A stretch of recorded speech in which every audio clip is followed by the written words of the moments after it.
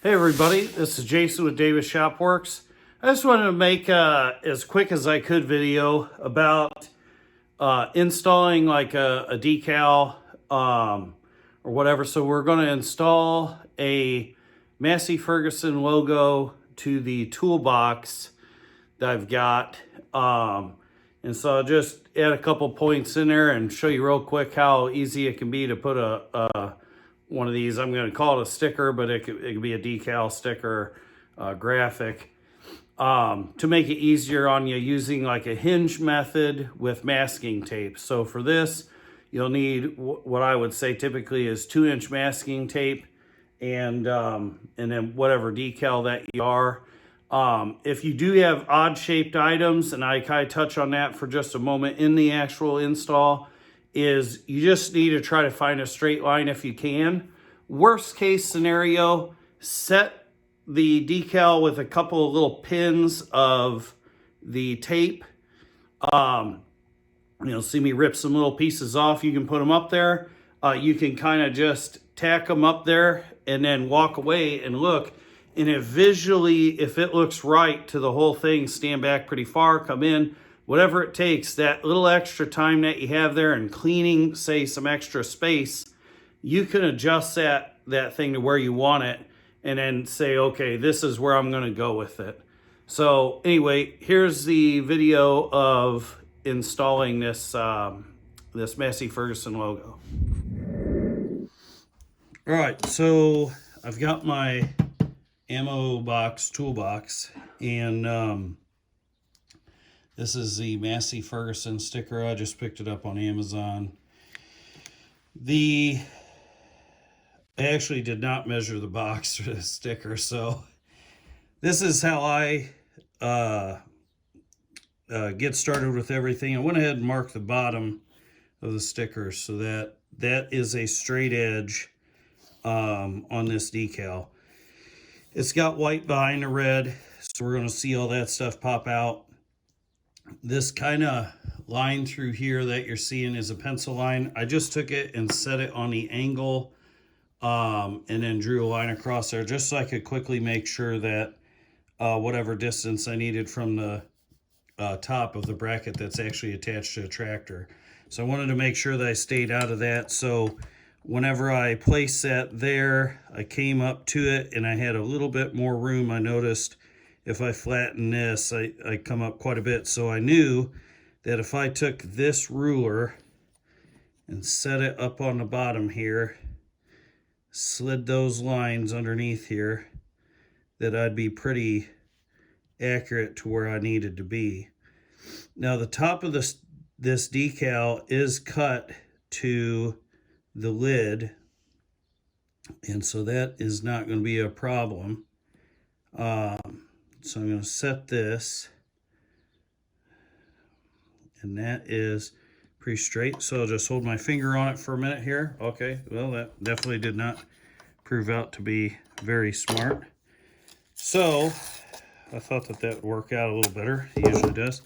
So what I do instead then is I'll take some of this masking tape, just regular masking tape, and I'll put a little ear on it and just barely touch onto the piece that's going to be going on to. This other piece, I'll just leave it off to the side here. So I could release it pretty easily. You can kind of bend it up. If you need to, you can bend it just slightly. Get this one back up here again to line up with the bottom. So line it up here. I'll find my marks from the Massey logo there. And then I'll just kind of hold down on that bottom edge, and then I'll just apply that so then that way it'll stay where I have it. Now I'm going to try to figure out the side to side. So right now I am 1 5/8 from this side here, and on this side, eyeballing up the edge here, I'm 1 7/8. So I could be 3/4.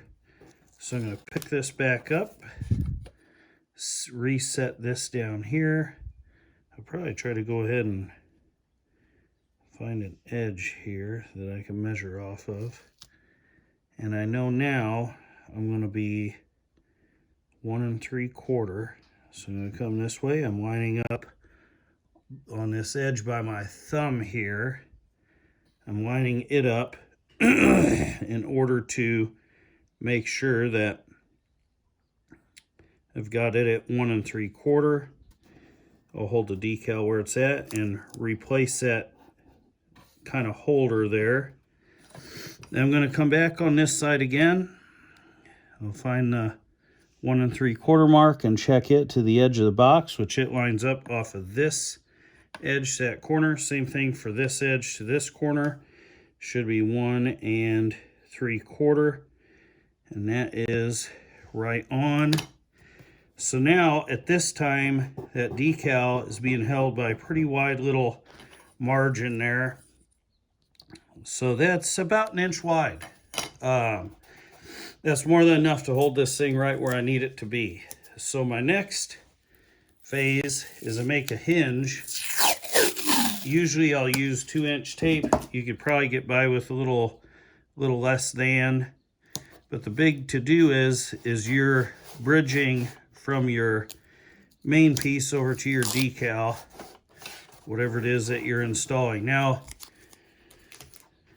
I could have started by saying this has got a backer, the decal is in the middle, and then this is your lift tape.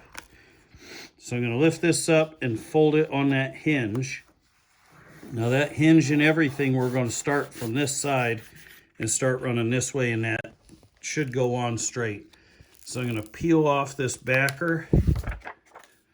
If you ever start peeling and a decal starts to peel off, you might just put that backer back on, place it back down, and rub over the whole thing to make sure that the contact tape is actually holding on to the decal.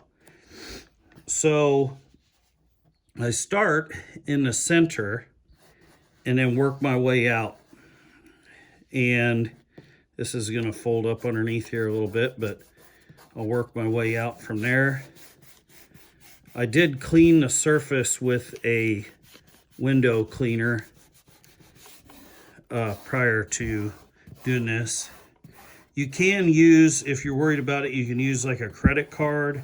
They make plastic squeegees for this, that kind of thing.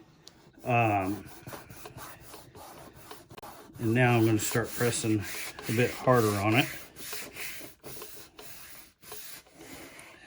Now to make sure I get up in that top, just because it's just under there, I'm going to take this ruler. I'm just going to run it along that edge and just kind of press down on it. Want to make sure that that got stuck down, just barely peeked underneath there. So now at this point, I should be able to take this section here and start peeling away that backer. And that should leave behind the sticker, the decal that you're wanting to leave there. And there is the finished product. So at this point then I just kind of look it over. Any kind of little bubbles, if you did happen to have a little bubble, I mean, you always take like a needle or something and kind of pop that and get the bubble out, push the bubble towards the hole. But typically that's not a big deal. In the sun, a lot of times they'll allow that vinyl to open up and let that air out of there, and then it'll be gone. So that is how I apply all of my decals to make sure that they're straight and look right. Sometimes you may have to use a different method, which is where, because, you know, say the bottom of this box was kind of like angled out on this side, say it's taller on this side than it was this side. You may have to, you know, maybe take a square, get you a straight so that you can run off of that to reference that. But otherwise, pretty easy to put decals on like this. Like I said, the sun will take some of those bubbles out, and if not, just gives them character. I appreciate you all watching this video. I hope that it helps you to be able to install those decals a little bit. I've found over the years that people struggled with that. For about, I think it was 12 years, I owned my own graphics company. So I have the right tooling and stuff, but I try to use everything that you may have at home. Now, not all of us have an engineer's ruler, but like I said, we do have credit cards typically, and those can be used on that. And then 2-inch masking tape, nearly who doesn't have that, right? But, and then a tape measure, which I had off to the side, but I used that engineer's ruler just because I had it there. So anyway, thanks for watching. Thanks for being with me on this little informational adventure. And I hope it helps you. Please like, subscribe, share if you found it to be helpful. And keep cracking out content. On to the next video. Take care of yourself and have a wonderful day.